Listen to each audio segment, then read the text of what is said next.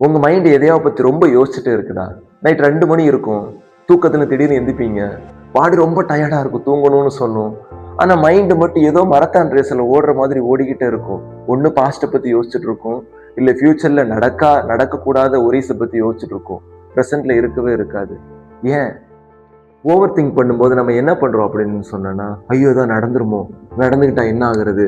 நடந்துட்டா இப்படி ஆயிருமே அப்படின்னு சொல்லிட்டு ரொம்ப திங்க் பண்ணிட்டு இருப்போம். ஆனா, ஓவர் திங்கிங் எப்போதுமே சொல்யூஷன குடுக்கவே செய்யாது. அது பயத்த இன்கிரீஸ் பண்ணிக்கிட்டே தான் இருக்கும். ஒண்ணு தெரியுமா?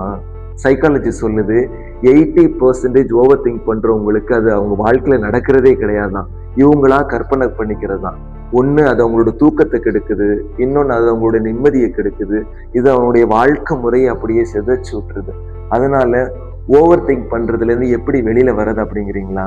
இன்னைக்கு நைட் இந்த எக்ஸர்சைஸ் ட்ரை பண்ணுங்க. என்ன அப்படின்னு சொன்னா, ஓவர் திங்க் பண்ற சிச்சுவேஷன் வரும்போது, you just sit and you just say to your self, உங்ககிட்ட சொல்லுங்க, இன்னைக்கு இது போதும் அப்படின்னு சொல்லிட்டு உங்க கண்களை மூடுங்க. கண்களை மூடி கொஞ்சமா மைண்டுக்கு ரெஸ்ட் கொடுங்க. Over thinking is not deep thinking, it is a mental torture. Over திங்கிங்கிறது மென்டல் டார்ச்சர். அதை முதல்ல புரிஞ்சுக்குங்க. தேங்க்யூ.